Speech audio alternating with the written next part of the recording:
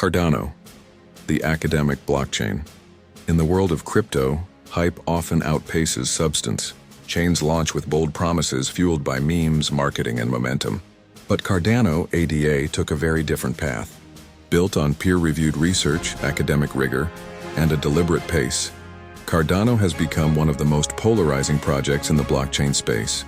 To some, it is the slow and steady tortoise, criticized for delays but admired for methodical precision. To others, it is a wasted opportunity, bogged down by bureaucracy and overpromising. Yet, regardless of opinion, Cardano has secured a place among the top digital assets, supported by one of the largest and most passionate communities in crypto. The story of Cardano begins with Charles Hoskinson, one of Ethereum's original co-founders. After parting ways with Ethereum due to differences in vision, Hoskinson set out to build something different, a blockchain that wasn't just coded in haste, but engineered like critical infrastructure. In 2015, he founded IOHK, Input-Output Hong Kong, alongside Jeremy Wood, with a mission to apply academic principles and peer-reviewed science to blockchain development. From the start, Cardano was marketed as the third-generation blockchain. If Bitcoin was digital gold and Ethereum was programmable money, Cardano would be the blockchain designed for scalability, interoperability, and sustainability. But unlike others, it wouldn't rush features to market. Every step would go through formal research, published papers, and academic scrutiny. This approach produced the Ouroboros consensus protocol, the first proof-of-stake algorithm with mathematical proofs of security. Instead of relying on energy-hungry mining like Bitcoin, Ouroboros used a lottery system of stake pools to validate transactions, offering efficiency without compromising decentralization. For Cardano's supporters, this was proof that science could solve blockchain's toughest problems. But Cardano's uniqueness extends beyond consensus. Its development roadmap was divided into distinct eras: Byron, Shelley, Gauguin, Basho, and Voltaire, each focusing on specific goals like decentralization, smart contracts, scalability, and governance. This staged rollout reinforced Cardano's methodical nature, but also fueled criticism. By the time Ethereum had thousands of dApps, Cardano was still preparing its first smart contracts. Despite this, Cardano's community grew. Known as the ADA Army, they rallied behind Hoskinson's vision of a blockchain built not just for speculation, but for real-world utility. Cardano struck partnerships in Africa for digital identity and supply chain solutions, promising to bring blockchain where it was most needed. This gave Cardano a reputation as a project focused not just on DeFi and NFTs, but on global inclusion. Critics argued Cardano was all talk, no action.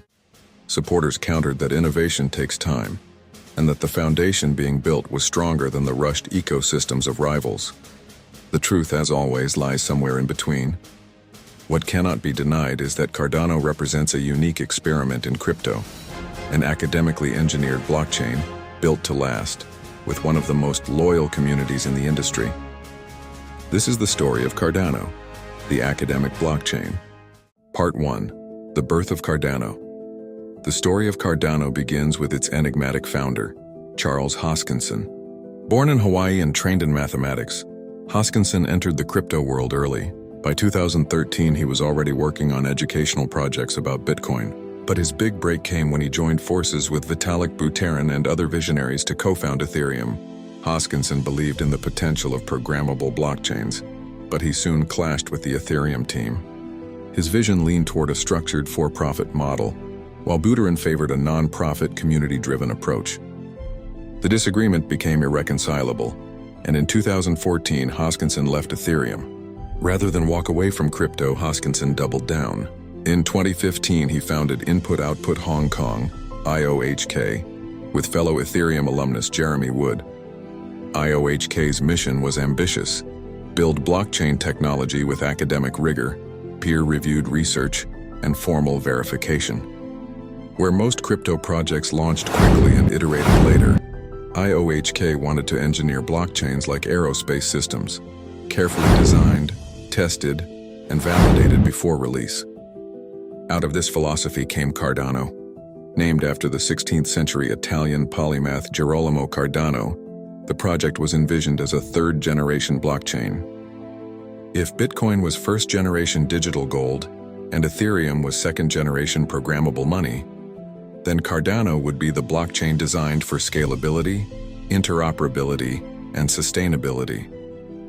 Cardano's early roadmap was divided into eras, each representing a major phase of development. Byron, 2017. The launch era, establishing the ADA cryptocurrency and the first wallet, Daedalus. Shelley, decentralization, transitioning from a federated system to one run by community stake pools.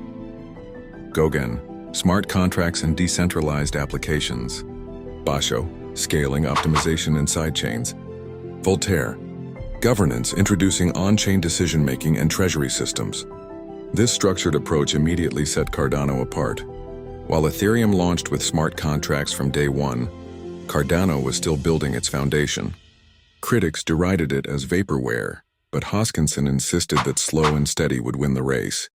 A major milestone came with the development of Ouroboros, Cardano's proof-of-stake consensus protocol. Unlike proof-of-work, Ouroboros used a probabilistic system where stake pool operators were chosen to create blocks in proportion to their ADA holdings. What made Ouroboros unique was its academic pedigree. It was the first consensus algorithm with peer-reviewed security proofs published in scientific journals. For Cardano supporters, this validated Hoskinson's claim that blockchain could be built on rigorous science. From the start, Cardano also distinguished itself with its focus on global adoption. While other projects courted Wall Street or Silicon Valley, Cardano looked to emerging markets. In Ethiopia, IOHK partnered with the government to develop digital identity solutions for students. Similar projects explored supply chain tracking and microfinance. Hoskinson often spoke about Cardano's role in banking the unbanked and delivering blockchain where it was needed most. But these ambitions came with controversy.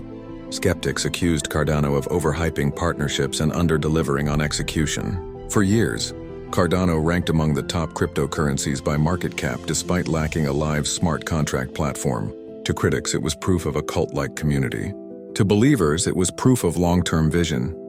What is undeniable is that Cardano's birth was unlike any other blockchain. It wasn't hacked together in a garage or forked from an existing codebase. It was conceived in classrooms, white papers, and peer-reviewed journals. Its founder wasn't afraid to clash with the crypto mainstream, and its community wasn't afraid to wait. The next chapter will explore Cardano's technology, Ouroboros, Haskell, Plutus, and the layered architecture, and why its scientific approach remains both its strength and its Achilles heel. Part 2. Cardano's technology. Cardano's claim to fame is that it isn't just another blockchain, it's an academically engineered blockchain.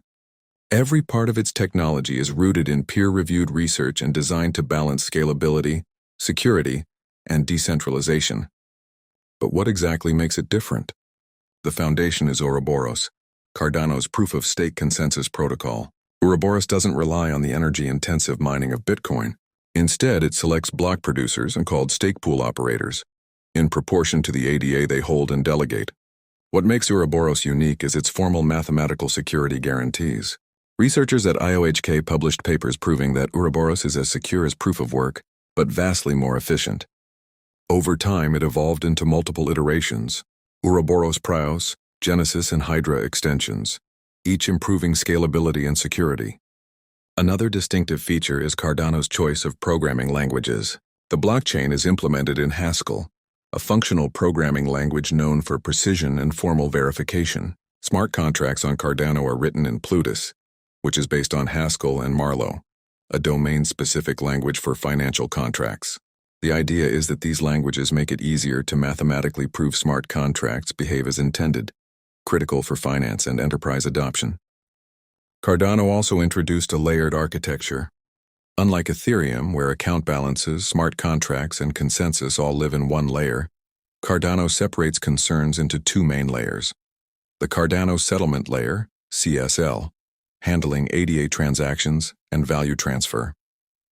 The Cardano computation layer, CCL, responsible for running smart contracts and decentralized applications. This separation is designed for flexibility. Theoretically, Cardano could update its computation layer without disrupting the underlying settlement layer, an upgrade path that promises adaptability as technology evolves. On top of this, Cardano has developed Hydra, a Layer 2 scaling solution. Hydra creates heads, or mini blockchains, off the main chain that can process transactions quickly and settle back to the main chain. The goal is to allow Cardano to scale to millions of transactions per second when fully implemented, though Hydra is still in development. But perhaps Cardano's most ambitious innovation is in governance. Through the Voltaire era, Cardano plans to implement on-chain voting and treasury management, allowing ADA holders to fund proposals and guide the blockchain's evolution. Instead of relying on off-chain governance like Bitcoin or Ethereum, Cardano wants to enshrine governance directly in its protocol. This scientific approach is both Cardano's strength and its weakness. On one hand, its rigor means it avoids the bugs, exploits, and rushed patches that plague other ecosystems. On the other hand, its deliberate pace has frustrated developers. By the time Cardano launched smart contracts in 2021 with the Alonzo hard fork, Ethereum had already built a massive DeFi and NFT ecosystem. Cardano's ecosystem remains smaller, though its supporters argue it is more robust and future-proof. Compared to competitors, Cardano occupies a unique position. Ethereum dominates with first-mover advantage and developer tools, but it is less formally verified. Solana prioritizes speed, but at the cost of frequent outages. Avalanche and Polkadot focus on modular scaling, while Cardano focuses on mathematical certainty and formal governance. It isn't trying to be the fastest, it's trying to be the most rigorously engineered. Critics say Cardano is overbuilt and underdelivered. Supporters counter that it's building infrastructure for centuries, not hype cycles. Either way, its technology embodies a bold bet that science, not speed, will win the blockchain race. The next chapter explores Cardano's adoption and ecosystem growth, from African partnerships to DeFi and NFTs, and how its slow, deliberate rollout shaped its place in global crypto. Part 3. Adoption and ecosystem growth. For Cardano, adoption has always been about more than speculation. From the beginning, Charles Hoskinson framed it as a blockchain with a mission: to serve the unbanked, empower communities, and bring decentralized infrastructure to the parts of the world most overlooked by traditional finance. But while this gave Cardano a unique identity, it also made its adoption story a mix of ambitious partnerships, community-driven growth, and constant debate. One of Cardano's boldest moves was its focus on Africa. In 2021, IOHK announced a landmark partnership with the Ethiopian government to build a blockchain-based digital identity system for millions of students. The idea was that Cardano's blockchain would store educational records, giving students portable credentials they could use to access opportunities. Similar initiatives were explored in Tanzania for mobile connectivity and across other regions for supply chain and microfinance. These projects positioned Cardano as a blockchain for social good, differentiating it from competitors chasing DeFi and NFTs. Hoskinson often said that while others were busy building casinos for the rich, Cardano was building tools for the poor. This narrative resonated with supporters but drew skepticism from critics, who accused Cardano of overhyping pilots without delivering widespread adoption. Meanwhile, the Cardano community, known as the ADA Army, became one of the most passionate and vocal in crypto.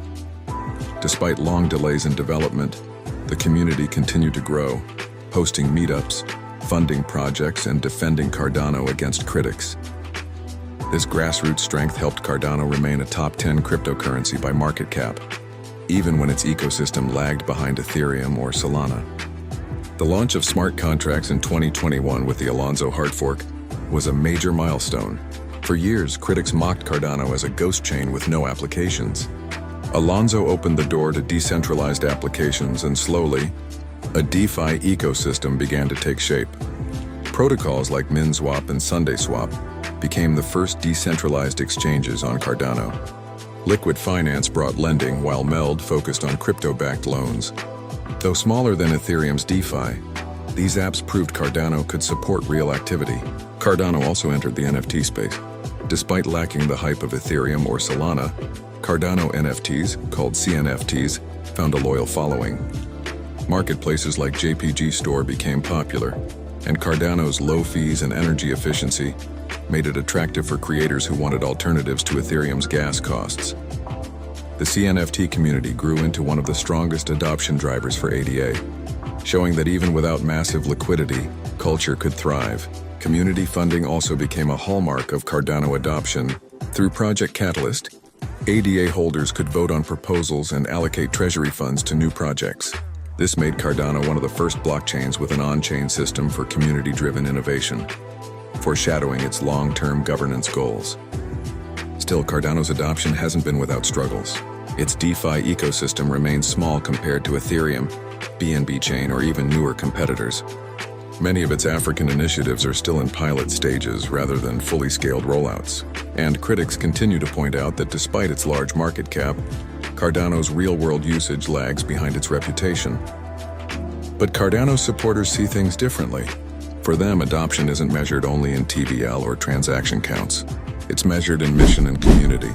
In their view, Cardano is building slowly, deliberately, and inclusively, aiming not for quick wins but for long-term global impact. The next chapter will place Cardano in the broader competition for Web3, comparing its philosophy and progress against Ethereum, Solana, Avalanche, and Polkadot, and examining whether its deliberate, research-driven model can survive the race for adoption. Part 4. Cardano versus the competition. Every blockchain claims to solve the trilemma of scalability, decentralization, and security, but each takes a different path. To understand Cardano's role in the ecosystem, it's essential to see how its research-first, deliberate model compares to its rivals, Ethereum, Solana, Avalanche, and Polkadot. Ethereum remains the giant. With the largest developer community, the deepest liquidity, and first-mover advantage in smart contracts, Ethereum is the standard against which all others are measured. Its transition to proof-of-stake with Ethereum 2.0 addressed energy criticisms, and its Layer 2 rollups, like Arbitrum, Optimism, and zkSync, are scaling throughput. Compared to Ethereum, Cardano is far smaller in applications and developer tools. Yet Cardano's supporters argue its formal verification and layered design give it an edge in long-term security and adaptability, especially for enterprise and mission-critical applications.